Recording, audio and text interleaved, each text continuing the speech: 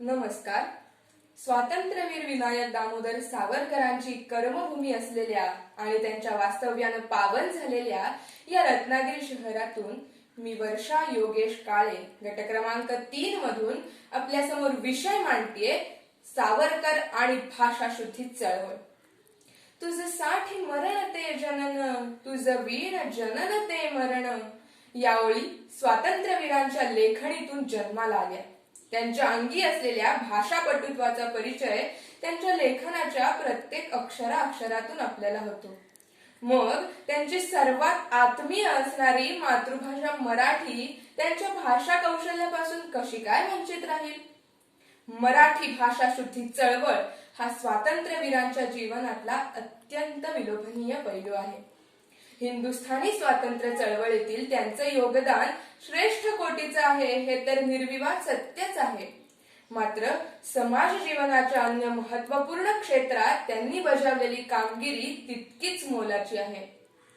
मानवी जीवनाच्या स्वतंत्रतेची त्यांच्या इतकी समग्र परिभाषा अन्य कोणी क्वचितच केली असेल.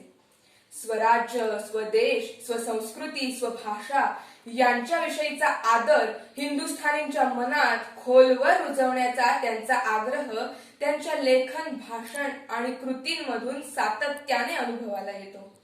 त्यांच्या प्रगल्भ साहित्य कृतींमधून सातत्याने वाहणारी तेजस्वी प्रेरणा आजही आम्हा तरुण वाचकांच्या अंगावर रोमांच उभे करते.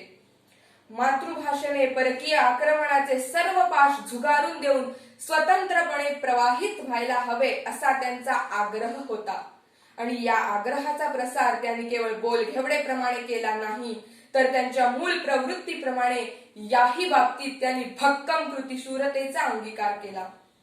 मराठी मायबोली मुक्त व्हावी, मुक्तच राहावी आणि स्वयंपूर्णतेने समृद्ध व्हावी या ध्यासातून त्यांनी ही चळवळ नेटाने चालवली.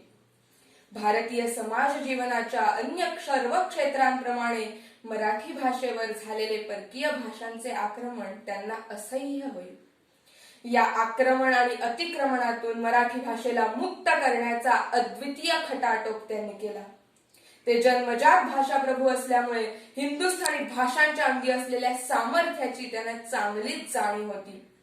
हीच जाणीव सर्वसामान्यांच्या मनात निर्माण व्हावी आणि स्वभाषेविषयीचा आदर जागावा या ध्यासातून त्यांनी ही चळवळ आरंभली. सखोल चिंतन आणि अभिजात प्रतिभेच्या जोरावर अस्सल मराठी प्रावरणातील अनेक नवे समर्पक प्रतिशब्द सावरकरांनी मराठी भाषेला दिले. अर्थसंकल्प, विधिमंडळ, क्रमांक, नेतृत्व, वेतन, हुतात्मा, शस्त्रसंधी, वेशभूषा, महापौर असे असंख्य शब्द त्यांनी मराठीला दिले आहेत. केवळ मराठी प्रेमींनीच नाही तर भाषा स्वातंत्र्याच्या सर्वच पुरस्कर्त्यांनी सावरकरांचे हे ऋण सदैव लक्षात ठेवले पाहिजे. यापैकी महापौर या शब्दाची जन्मकहाणी अतिशय रोचक आहे. सावरकरांना मानणारे गणपतराव नलावडे पुण्याचे मेयर झाले. ही वार्ता कळताच 2 दिवसांनी सावरकरांचे अभिनंदन करणारे पत्र गणपतरावांना मिळाले. त्यात सावरकरांनी लिहिले होतं, पत्र पाठवण्यास विलंब होत आहे त्याबद्दल क्षमस्व. मेयर या शब्दास प्रतिशब्द काय असावा याचा विचार करत होतो. तो शब्द मिळाला.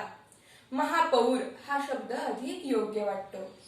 लगोलग गणपतरावांनी मेयर ऑफ पुणेची पाटी काढून महापौरची पाटी तयार करून घेतली आणि तेव्हापासून हा शब्द रोजच्या जीवनात अगदी सहजरित्या रुळला.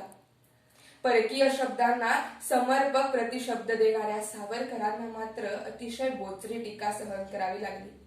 भाषाशुद्धी भूमिकेच्या मर्यादा सुद्धा काही जणांनी स्पष्ट केल्या.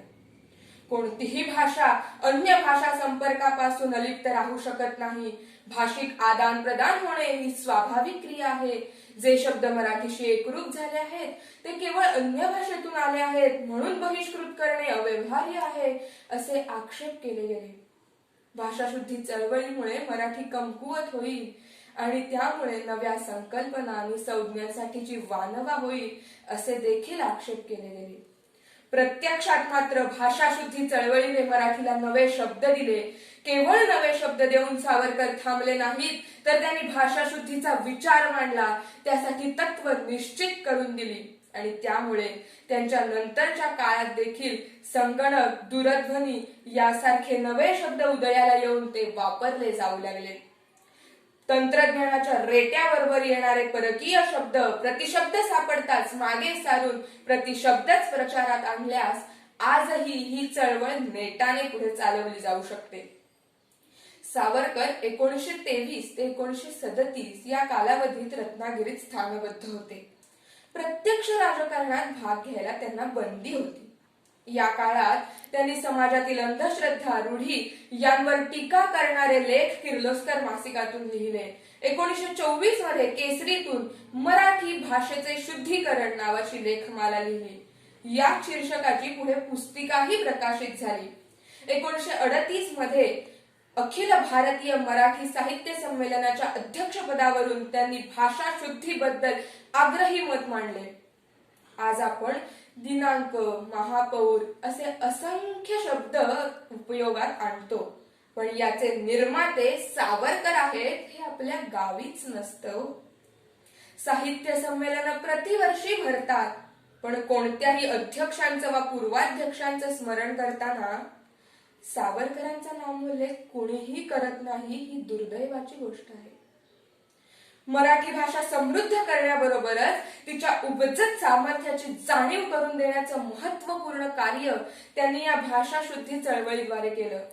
त्यांच्या या कार्याची जाणीव कायम मनात बाळगून आपणही आपल्या मराठीवर प्रेम करूया, तिला समृद्ध करण्याचा, तिला जपण्याचा प्रयत्न करूया. धन्यवाद.